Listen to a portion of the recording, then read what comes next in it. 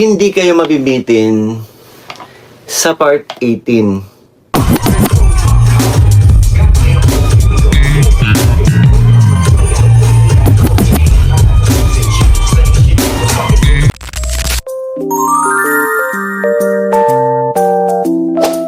Ngayon pa lang, kumapit ka na. May Chris pasabog, hindi nyo kakayanin, hindi mabibitin sa part 18.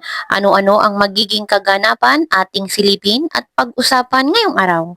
Pero bago po ang lahat, isang mapagpalang araw at gabi sa inyong lahat. Mag love shoutout sa lahat ng ating listeners, viewers, and subscribers saan mang sulok ng mundo. Papaludon, Visayas at Mindanao. Lalong-lalo na po sa ating mga kababayang OFW. Kamusta po kayo mga kalingap? Mabuhay po kayo hanggat gusto nyo. At kung bago ka pa lang sa aking munting YouTube channel, huwag ka nang mahiyang mag-subscribe, like, share, and comment. Huwag mo na rin kalimutang i-click ang notification bell nang sa ganon ay updated ka sa aking mga paparating na video.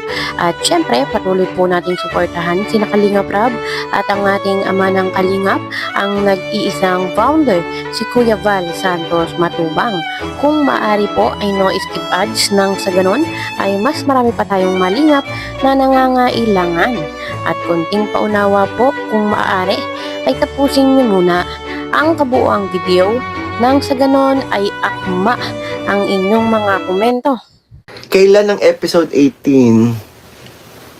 Wait nyo na lang po yung update ni Kalingap Rab sa kanyang Facebook page kasi hindi namin alam po kung kailan po yung upload. Malay nyo sa eksaktong araw po ng Mansari po ng Mikris. Ayun, at marami nga po naghihintay mga kalingap kung kailan po ipapalabas ang part 18. Dahil lahat ng love team ng ating kalingap ay na-vlog na ni Kalingap Rab maliban sa My Chris. So, possible ay bukas na po ito ipapalabas at dahil 6 monthsary ng My Chris. Kalahating taon na ang My Chris bilang tandem, sana ay going strong at sana ay malayo pa ang kanilang marating at patuloy pa silang yumabong. Antay-antay lang po tayo sa post ni Kalingap Rab. Pag hindi po ito inaipalabas, mamaya ay sigurado po tayo na bukas ay ipapalabas ito at mapapanood na natin ang part 18. May basher sa live ni Sir Mar, sasabi niya magkuya lang daw. Message niyo sa isasabat. Ano naman tingin nyo sa message namin sa isa't isa? Ano naman tingin nila sa message namin sa isa't isa? Matagal na kami? Magjowa na po kami? Para natural, ganun. Gano'n pa lang ba kami katagal ni CJ? Magsiselebrate pa nga lang po kami ng aming 6 monthsary sa October 7. Ay, sorry, medyo lutang pa ako. Kagigising lang eh.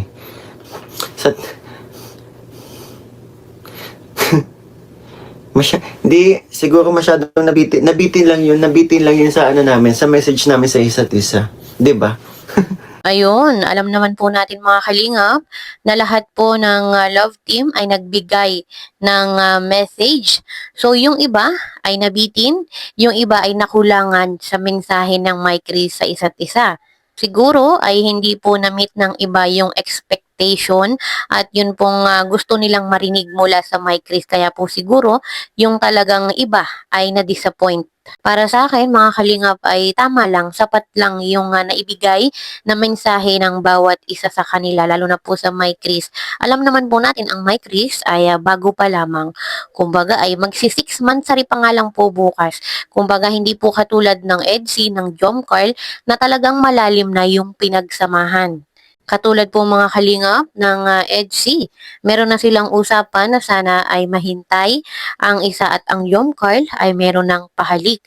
So ano po bang ine-expect ninyo sa My Chris? Ang My Chris ay bagong-bago pa lang po, kumbaga ay nagsisimula pa lamang. So hintay pa po tayo ng ilang taon or isang taon at tanungin natin ulit ang My Chris kung ano yung message nila sa isa't isa. Talagang makukuha po natin yung mga gusto nating sagot mula sa kanila. Tsaka alam nyo yun, ang hirap kayang mauna mag-message. Kasi sa amin sa amin magsisimula yung 'di ba? Alam nyo na, wala kaming idea. Hindi namin alam po na nabigla po kami sa lahat, na bigla kami hinga ng mga messages, di ba? Na nabigla po kami na sasayaw namin yung isa't isa.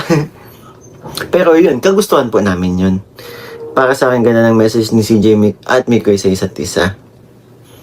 Simple but deep yun. Totoo naman eh. Galing sa puso ko yung mga messages namin.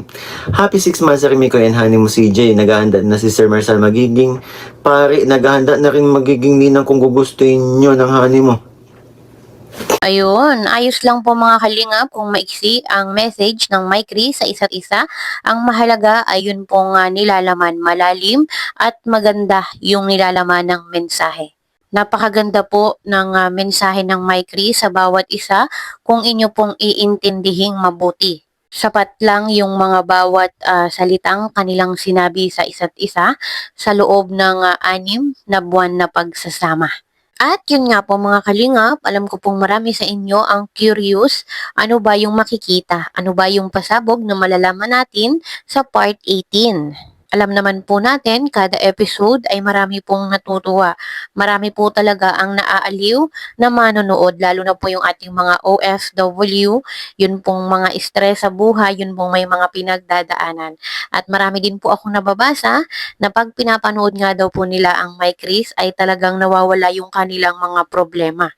Yung iba ay bumabalik sa pagkabata at talagang muling nabubuhay ang mga kilig-kilig sa katawan. Aminin man po natin o hindi mga kalingap, talagang all package na ang My Chris.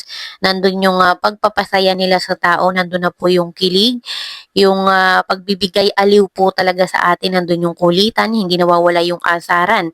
At the same time ay na-entertain po talaga tayo sa kanilang awit, sa kanilang pag-awit na ibinibigay po sa atin. Kaya naman po Mapa Luzon, Visayas at Mindanao all over the world ay talagang inaabangan ang tandem na may Chris. So ano po ba yung dapat nating abangan sa kinagigiliwan nating My Chris?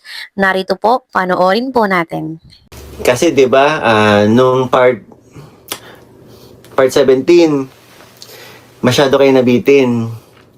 Ito na yung bulong mula sa akin. Naaabangan ninyo.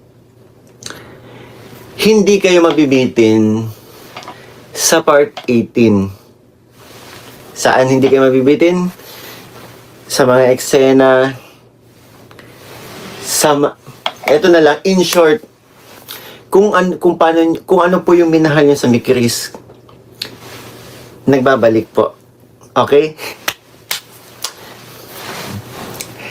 Andyan yung kulitan, andyan yung asaran. Oh, ayun na ha. Kung ano yung mga napapanood nyo dati sa My Chris, yun na po yung mapapanood nyo dati. Yun na po yung mapapanood nyo ulit. Kulitan, asaran, at mga sweet moments po. 'Di ba?